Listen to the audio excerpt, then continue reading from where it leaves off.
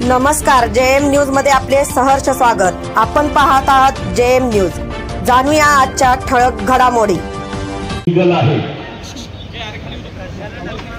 आपण शहराच्या भाषेमध्ये बोलायचं झालं तर बाजारामध्ये दादा फिरतो, तो वसुली करतो, दुकानदाराकडून चहा आणि आपली संघटना चालवतो, अशी असणारी परिस्थिती आहे। पंतप्रधानाचं कार्यालय जे मानवतेचं कार्यालय असलं पाहिजे, दिलासा देणारं कार्यालय असलं पाहिजे, सहानुभूतीदारक कार्यालय असलं पाहिजे, हे आता काही राहिलेलं नाही। तर हे वसुलीचं कार्यालय झालं, हे आपण लक्षात घ्या। ईडीच्या मार्फत, सीबीआयच्या मार्फत, पोलिसांच्या मार्फत धमक्या देण्यात आल्या। नुसत्या धमक्या देण्यात आल्या नाही तर काही जणांना अरेस्ट करण्यात आली। आणि तुम्ही हे बॉन्ड विकत घेणार असाल आणि आमच्या पक्षाला देणार असाल तर आम्ही तुम्हाला सोडतो, नाही तर तुम्हाला आतमध्ये टाकतो, अशी असणारी परिस्थिती आहे। मी आपल्याला विचारणार आहे की पंतप्रधानाचं कार्यालय हे मानवतेचं कार्यालय पाहिजे की इथला सरळ वसुलीचं कार्यालय पाहिजे, याचा निर्णय आपल्याला 5 तारखेला करायचा आहे, हे आपण लक्षात घ्या। 7 तारखेला आपल्याला करायचं आहे, हे आपण लक्षात घ्या। आणि आपल्या मतावरती उद्याचा भारत कसा राहणार, हे आपण लक्षात घ्या। 4 महिन्यापूर्वी राज्यसभेमध्ये एक प्रश्न विचारण्यात आला होता। त्या प्रश्नाचा आशय असा होता की 2014 ते प्रश्न विचारेपर्यंत, 2014 ते प्रश्न विचारेपर्यंत भारतातल्या किती नागरिकांनी भारत देश सोडला आणि सोडताना त्यांनी नागरिकत्व सोडलं का, याचं उत्तर द्या। नुसता देश सोडला असता तर मी समजू शकलो असतो, पण त्यांनी प्रश्न असा विचारला होता की त्यांनी नागरिकत्व सोडलं का, हा विचारलेला प्रश्न होता। 2014 पासून ते प्रश्न विचारेपर्यंत शास्त्राचं उत्तर आलं, आणि शास्त्राचं उत्तर आलं की 17 लाख कुटुंब, 17 लाख कुटुंब की ज्यांची मालमत्ता 50 कोटीपेक्षा जास्ती आहे आणि ज्यांचा धर्म हिंदू आहे, यांनी नागरिकत्व सोडलं आणि देशही सोडला, हे सरकारचं उत्तर। का सोडलं? मी इथल्या सगळ्या संघवाल्यांना विचारतो, का सोडला? तुम्ही तर म्हणत होता की आम्ही हा देश हिंदू राष्ट्र करायला निघालेलो। तुम्ही असं दाखवलं की आम्ही मुसलमानाच्या विरोधात, तुम्ही असं दाखवलं की आम्ही ख्रिश्चनांच्या विरोधात, पण या देशामध्ये ख्रिश्चनही गेला नाही आणि या देशामधला मुसलमानही बाहेर गेला नाही। बाहेर गेला तो 17 लाख हिंदू कुटुंब बाहेर गेली, हे आपण लक्षात घ्या। का गेली? हे वसुलीचं राज्य। का गेली? ते हे वसुलीचं राज्य। ते असं म्हणत होते की आम्ही जर भारतामध्ये राहिलो आणि ह्याला वसुली दिली नाही तर आमच्या बापदादाने कमवलेली जी इज्जत आहे, आमच्या बापदादाने कमवलेली जी इज्जत आहे, हा मातीमध्ये मिळवल्याशिवाय राहणार नाही, आणि म्हणून आमची इज्जत राहावी, आम्ही देश सोडून चाललेलो आहोत। मी आपल्याला सर विचारतो की मागची 10 वर्ष जे आपण भारतीय जनता पक्षाला सत्ता दिली, या देशात माणसं बाहेर काढण्यासाठी आपण सत्ता दिलीत का? आणि मी आता भारतीय जनता पक्षाच्या कार्यकर्त्यांना आणि RSS वाल्यांना विचारतो की तुम्ही कुठल्या तोंडाने असं म्हणताय की मोदीला पुन्हा 5 वर्ष द्या? तुम्हाला लाज वाटत नाही की या देशातला नागरिक की जो हिंदू आहे, स्वतःची असणारी इब्रत राखण्यासाठी, स्वतःची इज्जत राखण्यासाठी त्याला तुम्ही मजबूर केलं की त्यांनी देश सोडावा, नागरिकत्व सोडावं, आणि पुन्हा तुम्ही असं म्हणताय की 5 वर्ष आम्हाला द्या. कशासाठी द्या? देश लुटायला. माझं हे उत्तर जर खोटं असेल तर माझं आव्हान आहे इथल्या असणाऱ्या संघवाल्यांना, तुम्ही कधीही सांगा, कुठल्याही प्लॅटफॉर्मवरती बोला, तुम्हाला तुमचंच उत्तर राज्यसभेमध्ये दिलेलं जे आहे ते दाखवायला तयार आहे. ही आकडेवारी माझी नाहीये, ही सरकारची आकडेवारी आहे. राज्य हे कल्याणकारी राज्य असलं पाहिजे, पण इथलं असणारं राज्य हे कल्याणकारी राज्य न राहता वसूलदार राज्य झाले अशी परिस्थिती आहे. आणि पुन्हा 5 वर्ष यांना देणार असाल तर 10 वर्षामध्ये 17 लाख गेली, पुन्हा 5 वर्षामध्ये 50 लाख जर गेले, कुटुंब निघून गेले, तर त्याचं आश्चर्य मानू नका. त्या का कुणाकडे वसुली करा, वसुलीचं द्यायला शिल्लकच राहिलं नाही अशी परिस्थिती. मित्र, हा एवढाच प्रश्न नाहीये. मागच्या 10 वर्षामध्ये आकडेवारी दिली, पण 1950 पासून 14 पर्यंत या देशामध्ये किती लोक नागरिकत्व सोडून घेतली तर फक्त 7,000 गेली. 50 पासून ते 14 पर्यंत 7 वर्षाचे 7,000 गेले, आणि ज्यांचं वय काय होतं 60 वर्षाच्या वरती होतं अशी परिस्थिती. नॉन बीजेपी सरकार ज्यावेळेस होतं त्यावेळेस लोक देश सोडून जात नव्हते, परंतु भारतीय जनता पक्षाचं सत्ता सरकार आलं आणि इथे हिंदू भारतीय जो आहे तो देश आणि नागरिकत्व दोन सोडून चाललेला आहे. की असं राज्य तुम्हाला पाहिजे का? हा सवाल मी आपल्याला असणारे या ठिकाणी विचार. दुसरं महत्वाचं आहे की गेल्या 10 वर्षामध्ये या देशावरती 2014ला 100 26 रुपये कर्ज होतं. 100 26 रुपये कर्ज होतं. आज इलेक्शन आहे, या इलेक्शनच्या दिवशी 100 84 रुपये कर्ज झालेलं 84 रुपीज कर्ज होतं. 100 84 रुपीज कर्ज झालेला आहे. वाढ किती झाली आपण हे बघा. 50 पासून 2014 पर्यंत फक्त 26 रुपयाचं कर्ज होतं, आणि 10 वर्षाच्या कालावधीमध्ये हे कर्ज 26 रुपयावरनं 84 रुपयावरती गेलेलं आहे. आणि वर्ल्ड बँकेचा रिपोर्ट असा म्हणतोय की तिथे जर यांनी गफलत केली तर 86 मध्ये 2026 मध्ये हे कर्ज 96 रुपीज होईल, 96 रुपये होतील अशी परिस्थिती आहे. 4 रुपयामध्ये हा देश चालू शकतो का? सवाल आहे की 100 रुपये तिजोरीमध्ये येतात. या 100 रुपयापैकी असणारा 86 रुपये असणारा जर हप्ते भरायला त्या ठिकाणी गेलं तर 4 रुपयामध्ये देश चालणार का अशी परिस्थिती आहे. हा माझा अहवाल नाही आहे, हा पार्लमेंटमध्ये ठेवलेला अहवाल आहे. एवढंच आहे की विरोधी पक्ष बोलत नाही, वंचित आघाडी हे सगळं समोर आणते अशी असणारी परिस्थिती. माझं आव्हान आहे, घर चालवणं आणि देश चालवणं हा फार फरक नाही.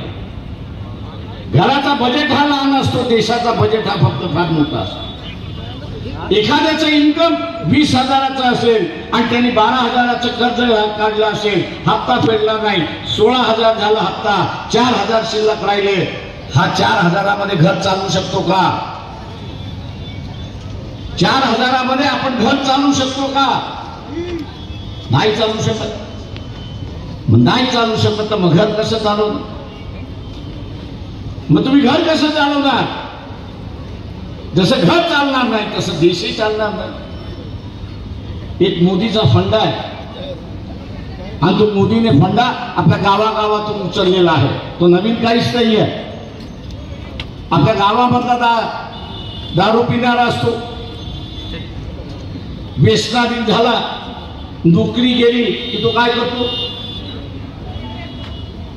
व्यसनाधीन झाला, नोकरी गेली की हा दारू पिणारा काय करतो? आत्महत्या. काय करतो? भांडी कुंडी विकतो, तो बर्बाद स्वतःला करतो. भांडी कुंडी विकतो, मोदीने जाहीर केलेलं आहे की नाही, जाहीर केलेलं आहे की नाही की मी इथले असणारे कारखाना विकणार आहे. आज रेल्वे जी भारतीय रेल्वे 100% सरकारी होती, आज हळूहळू मोदीने 70% विकलेली आहे अशी परिस्थिती आहे. 70% विकलेली आहे. दुर्दैव आहे की मोदी मीडिया जो आहे तो या गोष्टी बाहेर काढत नाही अशी परिस्थिती आहे. तेल कंपन्या आहेत त्या विकायला काढलेल्या आहेत, आयर्न ओर कंपन्या आहेत त्या विकायला काढलेल्या आहेत. मोदीची वृत्ती आणि त्या दारुड्याची वृत्ती सारखीच आहे. मोदीची वृत्ती सरकार चालवण्याची आणि दारुड्याची, दारू पिण्याची जी वृत्ती आहे सारखीच आहे हे आपण लक्षात घ्या. दारुड्या कंगाल होतो तसा मोदी हा देशाला कंगाल केल्याशिवाय राहणार नाही हे आपण लक्षात घ्या. मी संघवाल्यांना विचारतो की तुम्ही असं अख्खं आयुष्य देशाला तुमचं आमचं भांडण आहे, मान्य आहे. तुम्हाला वैदिक पद्धत पाहिजे, आम्हाला वैदिक पद्धतीचा विरोध आहे, आम्हाला संत परंपरा ह्या देशामध्ये पाहिजे. हे भांडण चालत राहील, मान्य आहे मला.